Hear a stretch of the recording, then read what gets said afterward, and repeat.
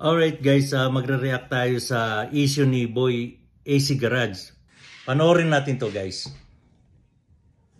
Boss, sige, tanungin kita kung may alam ko sa loob. Kami ngayon. Boss, ayusin mo. Hindi nga, bossing. Huwag ka magalit. Hindi ako nalita. O, tingnan nyo. Umpisa pa lang guys, nagre-react na si Boy AC. So, nangungatwiran ka agad siya eh. Tapusin natin to siya.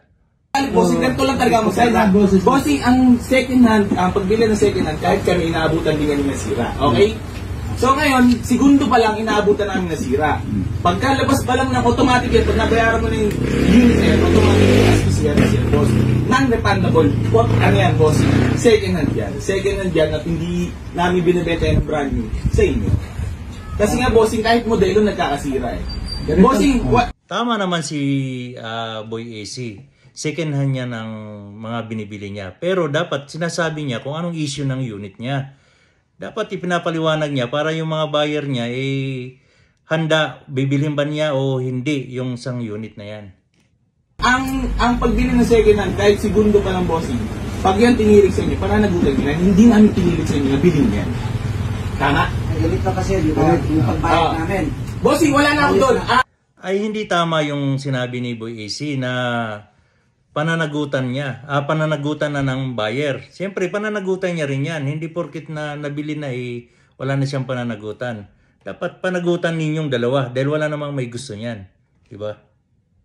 May kasulatan tayo. Lumabas kami. Hindi, bossing, ganito. Binalik agad namin kasi tumirik. Oo nga, bossing, may kasulatan nga tayo as is where is. Received in good condition. So ngayon, pag nabayaran mo ang unit na yan, automatically, boss, ako, daan ko na karanasan na ganyan. Kahit magpapulis ako, magpabarangay or magreklamo ako sa korte, hindi ako papansinin, boss.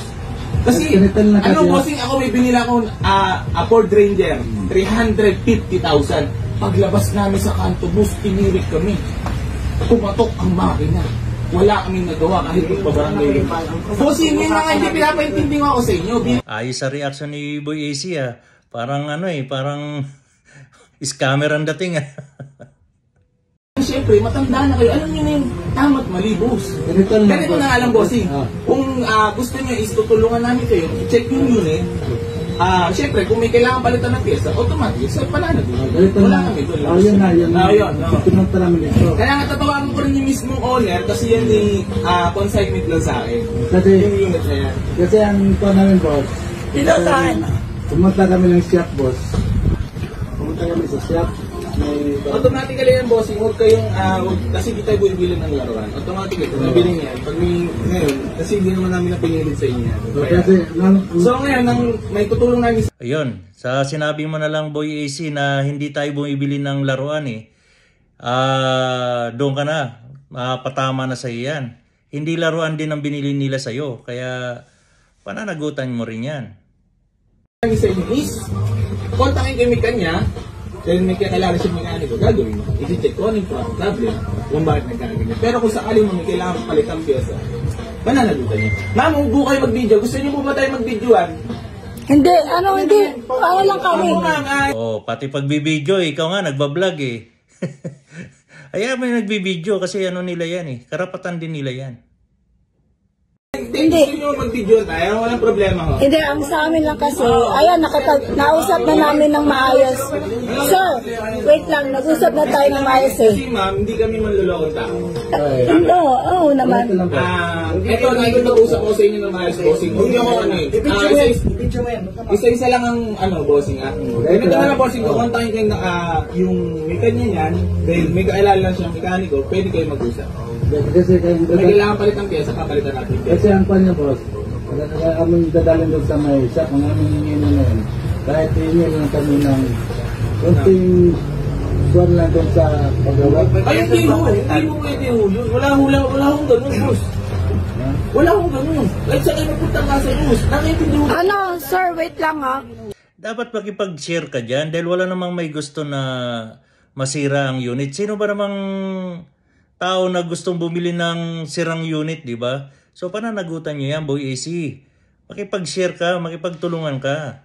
Tsaka nung nag-test drive kami, ito kasabay namin. Wala na po yan, labas na po Sabi tayo. niya, Nasa inyo pag na po, tumirik Che, po huwag ba, niyo na pwede po po bang ibalik? Hindi po na. Sabi niya, hindi pwede ibalik pero change unit. Sabi mo, sinabi mo kuya, hindi po ako sinungaling. Hindi po ako nagsisinungaling.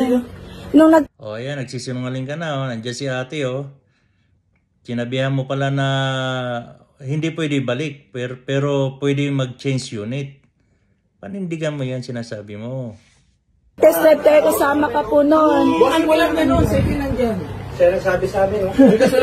Wait, bago kami kasi bumili, nagtanong po kasi kami, Ang modelong sasakyan, bossing ha. pag tumirik po ba? Tsaka Boss, gano'n na lang po, para matapos tayo, hindi na po mauusapan. Pa-check nyo na lang po yung unit, then umalis na po kayo. ano yun, pag chinek po yung unit, sa inyo yung mekaniko, tapos kami magbabayad? Yung kung may kailangan palitang pyesa, may mekaniko naman kami dito, pipilitin namin i-check ngayon. Pero kung may kailangan palitang pyesa, automatically, pananagutan ngayon. Kayo bibili nyo, magbabayad na. Okay? Gano'n na lang, i-check nyo kaya kung anong problema. Ano yung problema? Pero kung mag-ano po kayo,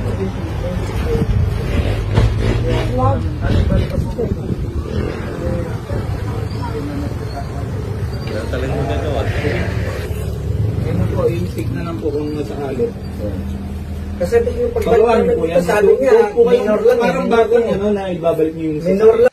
Ang masasabi ko lang kay Boy AC, sana be professional siya. Negosyante siya eh. Huwag niyang sirain ang pangalan niya, lalo't nagbablog pa siya.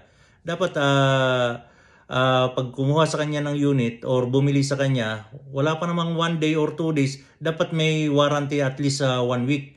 Kung 1 week at okay yung unit, good. Kung pagbalik wala pang 1 week at nasira agad, dapat makipag-cooperate siya na at least kahit na makipaghati sa gastusan dahil wala namang sinong tao ang gustong bumili ng sirang unit, di ba? So, dapat ganun lang. Be professional ka, Boy AC. Para naman yan sa business mo at sa pangalan mo. Huwag mo sirain. At isa pa, Boy AC, di ba ikaw na nagsabi, hindi laruan ang binili ninyo. So, ganun din sila. Simpleng mamamayan lang sila. Second hand nga lang ang kaya nilang bilhin eh. Hindi laruan ang binili nila. Second hand nga lang ang kaya nilang budget. Tapos maluloko pa, di ba? May scam pa. Galawang scammer yung ginagawa mo eh. So dapat makipagtulungan ka. Kawawa naman yung mga tao, di ba? Para tuloy-tuloy ang negosyo mo. Magtitiwala pa rin sila sa iyo dahil tumutulong ka eh. Di ba? So tulungan mo na lang sila. Para matapos na yung problema nila, di ba? Ganun lang, Boy AC.